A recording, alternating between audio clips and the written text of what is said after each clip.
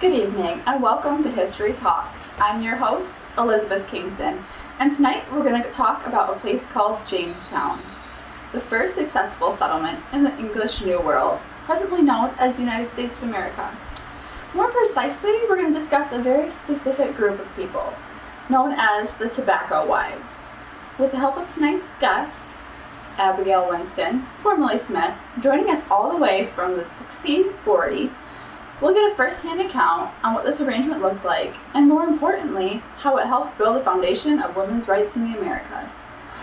Before we bring our guest out, I'd like to give the audience a little bit of background on what went down, so to speak, in this era of cultivation, adventure, and colonization. Let's set the scene. It's 1619. The Virginia Company has discovered a booming industry in the form of good leaf tobacco. The demand for the crop is growing in England, and with that demand comes the demand for labor, good, strong men to work the fields. The average English fellow was finding he could make a handsome sum off of the crop, bring it back home to England, and start a family, put down roots, make a home. So this is bad news for the Virginia Company because they need an endless supply of labor in the New World. And if they don't have it, there's no money in it for them. So, what do? Well, they want the men to stay in Virginia and get married. Problem is, there's no women there, except for the Native Americans, which they don't want the English marrying. Their solution becomes mail order brides. That's right, you heard me. The call went out, ads were placed, seeking hardy women to marry into the colonial America's first settlement. This is where Abigail's story begins. She'll be joining us through our time machine.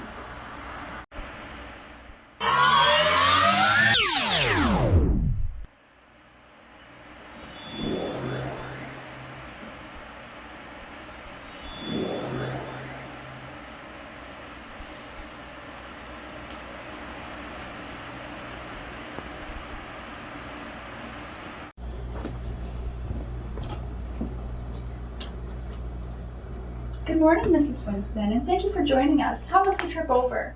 Well, not as perilous as crossing the Atlantic Ocean. Well, that's a relief. So we would like to learn a little bit about you, your history, your background. Can you tell us maybe where you were born and what your life was like? Absolutely. I was born in Westminster, England. Okay. My father was a smith. My mother was a seamstress. She also took in some laundry from the higher up families. And number 4 of 6 children. Oh, my. Yes, the only girl, which the boys, they took after father. They worked with him in the smith. But I worked around the house with mother quite a bit and watched out for the littler ones. Yeah. And did you enjoy your childhood, would you say? Have you ever been to Westminster, England? Can't say that I have. Yes, it's a very dreary place. Lots of rain, dirty, especially with a bunch of Smiths in your house. It was hard to keep up. Mother and father, they really didn't have a whole lot of money. Sometimes it was a struggle just to have food on our plate. And my brothers ate and ate and ate, especially my brother Joe. He could eat a whole loaf of bread in one sitting. It was less than perfect. And because I was a girl, I didn't have as many choices as what the boys would have. I was only 18 when my mother sent me off to work for one of the families as a maid. I didn't have money for a dowry. My life prospects were bleak. I didn't know if I would ever be able to be married or have children. That sounds nearly horrendous. When did things turn around for you? Well, just when I was thinking that I would never leave the house that I was in. I had been there about 3 years. I'm sorry, I still get emotional when I talk about it. No, it's perfectly fine. So, the butler, he was very nice to me. And he had overheard the master of the house talking about an ad that he had seen in a paper. This ad said that the Virginia Company was looking for young, healthy women to travel to the New World, across the ocean, and pick a wealthy colonial man to be their husband. Wait. You said that you got to choose your husband when you got there? That's what the ad said. We would go to Jamestown. They would pay for our trip. And a dowry? A dowry as well. Oh my. It turned out that I found later that the wealthy farmers in the New World had to put up 120 to 150 pounds of good leaf tobacco to the Virginia Company. So, tricks on them. I think they actually had to pay for us, not the company. I gotcha. They roped the men into paying for everything, but made it seem like maybe they were covering all the costs. Tricky. Yes. So, there was a shortage, though, of women. They really needed us there. There were so many horrible things that could happen to you in the New World. There was different diseases, some by bugs that would bite you. There was food shortages. I faced that some too, even there, not just from back at home. And the savages. We're speaking about present day Indians or Native Americans, is that correct? I believe so. They didn't like it that we were on their land, and many families were massacred for it. So it was scary. I imagine that would be very terrifying. And I even did a little bit of research before today's show, and I found a quote. Let me check here in notes. Yes. So this was it was a prominent account published by the Virginia Company themselves in 1610. And it reads in Old English, excuse me if it's not perfect, others lay waste and threatened to kill and eat colonists who appeared well fed. One among the rest slew his wife as she slept in his bosom, cut her in pieces, powdered her, and fed upon her till he had clean devoured all parts, saving her head, and was for so barbarous a fact and cruelty justly executed. I can see how news like this would not inspire women to make a trip across the sea to the New World. That's absolutely true. I mean, who wants to be eaten alone by their husband? Not me. Not me either. I was very lucky in that respect. But of course, I did have to worry because I was healthy. There were about 90 of us that crossed. It was a rough sea, very rough sea. I wouldn't recommend it for someone who gets the sickness, right? The sickness in the belly. Oh. I had a friend, her name was Betty. She was such a sweetheart, but she just couldn't handle the rolling of the waves. She constantly vomited, and just before the light of day, where we could actually see the land, she died. So sorry to hear that, Abigail. There were others like that too as well. But there was 57 more that came in late 1621 and early 1622. So we tried. We came over and did the best that we could. And it was this draw of wealth and land and a potential husband that led you ladies to brave the waters and the oceans and all of these terrifying accounts that you'd heard and come over to the New World? Elizabeth, do you have children? I do not, no. Well, let me tell you something. Women in my times cherished having children, and it wasn't always easy. Lots of children died. I am the type of woman who longs for a family. And being stuck in that big house, emptying chamber pots and lighting fires before anyone else would get up in the morning, the prospect of doing that the rest of my life was unbearable to me. And who doesn't love a great adventure?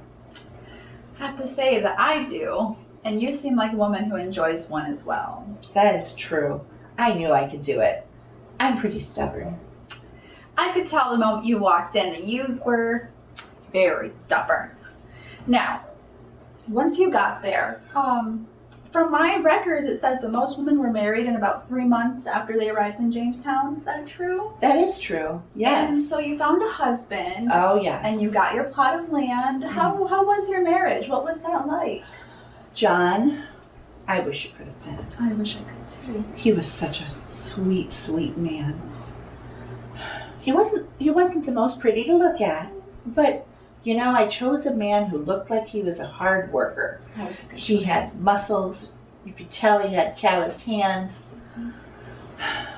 We worked hard together, John and I.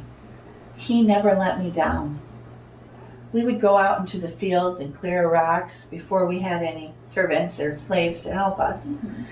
And we worked side by side as equals. John taught me arithmetic. We talked politics. Wow. It was like I was an equal human being. And that alone made it worth the trip. I knew coming to the new world that things would be slightly different. But being treated as an equal, that was the best part. I gave John 3 beautiful children. They all lived. Oh. They're actually running the plantation now. Back in 1640? Yes. Wow. Yes, and I still live in the big house. But they take care of it, them and their families. We were able to build a big enough house that they could do that. Oh. Yes, it was wonderful.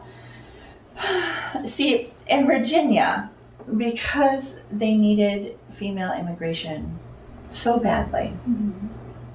the leaders ignored the rules of coverture that were in England. And these rules of coverture, could you explain for the audience? We're not familiar with the term. Oh, of course, yes. So in England, women could not own property. They could not inherit property. They couldn't make any changes or will anyone any property. It all went to the men in the family, whether it be a male son or a brother or a cousin. A single woman could do nothing in England if they were unmarried or widowed. Here in America, I could buy and sell property, engage in contracts and other businesses, Wow. and legal transactions. Thank goodness. So it sounds like maybe this trip over and these women coming over might have carved a path for the future of women's rights in America. Oh, I believe that.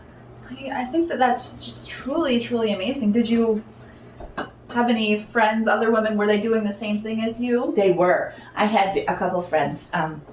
Anne Toft, Okay. such a sweet woman. Oh. Yes. She had 6 kids of her own. Oh, wow. I know. And she worked so hard. And then I had another friend. We called her Boot because her name was Anne also. Okay. Anne Varlette Hack Boot. Gotcha. She had to be married a few times. And sometimes, you know, husbands pass away. Mine from Dysentery. I'm Dysentery. so sorry. I know it's painful to talk about it. It is. Anyways, these women, they combined their wealth and entrepreneurial skills to operate much like men at the time. They controlled thousands of acres of land. Mm-hmm. They engaged in small-scale trading, and they even went to court to protect their investments. Oh, wow. And I can say, Anne Toft made the best apple pie. Oh, well, American apple pie, it came from somewhere. And just to reiterate, these things that Miss Abigail here is talking about never could have been possible for these women in England. It just wasn't a possibility to own your own land and to have your own voice in some political goings on and to run a household as the true head. I really want to thank you for coming here today. I want to thank all of the tobacco wives throughout history who were brave enough to take the plunge, go across, and start an adventure of their own. But specifically, you, Abigail Winston, for coming through time to sit here and teach us all about your life. It was my pleasure, Elizabeth. Thank you so much. Thanks for joining us tonight, and I want to have you all tune in tomorrow where we'll be interviewing Abraham Lincoln to find out if he really is the pillar of honesty that history has painted him as. Thanks again for watching History Talks.